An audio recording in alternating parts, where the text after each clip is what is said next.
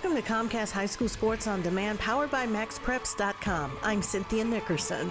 The Clements Lady Rangers are having a great season.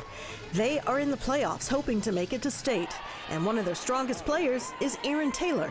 I get very intense sometimes, maybe a little too intense, but I'm intense, I'm focused, but I love the sport, so it's always fun to me. Blocking is a big part of volleyball, and blocking is what Erin does best in her position as right side hitter.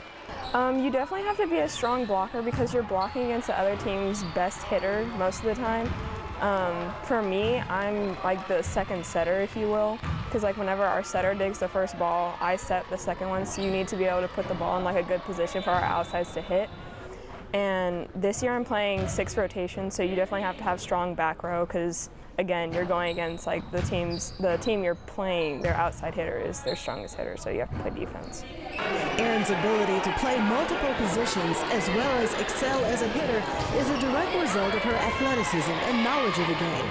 She uses her athletic ability to overcome an obstacle, which is lack of height. Usually girls playing Erin's position are 6 feet and above.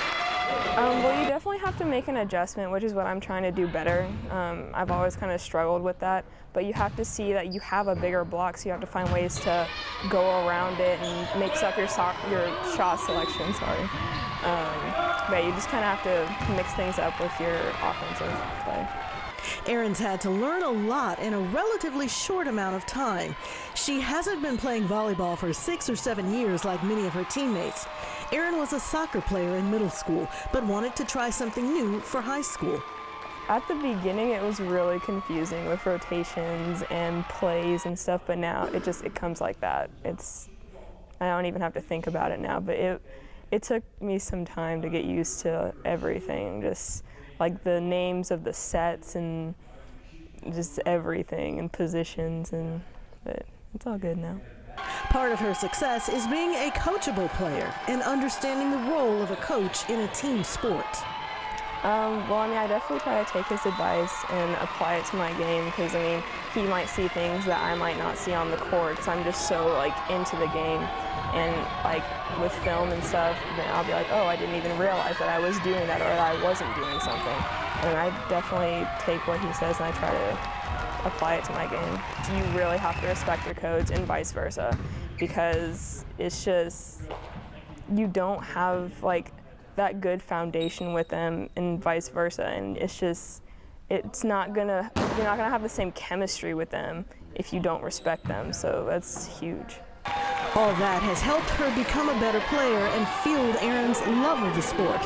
She didn't think she'd have an opportunity to play volleyball at all after a negative experience trying out for volleyball in middle school. There was definitely pressure for me. I was coming in as high as my freshman year. I was really nervous because both years before that I was cut in middle school. So I was like, oh my gosh, what if I don't make the team again, the 3rd year in a row? So I was so scared in tryouts and I was just freaking out whenever I made a mistake. And I was just like, oh my gosh, I'm not gonna make the team again. So it was a lot of pressure coming in. Looking back on it now, it seems kind of dumb, but at the time, when you're in 7th and 8th grade, that means a lot playing for your middle school team, and I was upset. But, it's just, you just have to keep, pursuing it if that's what you really want to do. And those early disappointments of not making the team in middle school taught Erin a valuable lesson. When you face a problem like that, then you can just look back and be like, oh, what did I do in volleyball? So, it's definitely made me mentally stronger in that way. Because, my dad always says that you're going to face things like that in, life, outside of volleyball. And her dad and mom are her biggest fans. Erin has enjoyed her parents' unwavering support.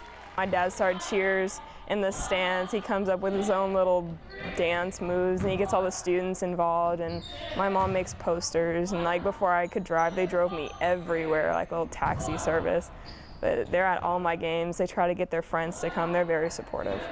Erin is a senior and she hasn't yet made a decision on which college she will attend, but she is planning to major in business and wants to play volleyball in college. She leaves Clements with this advice to girls looking to follow in her footsteps. Definitely to be focused, but you just really have to love the game. It's a commitment. I mean, it takes up a lot of your time, but if you really love it, it's worth it. I mean, you have so many great relationships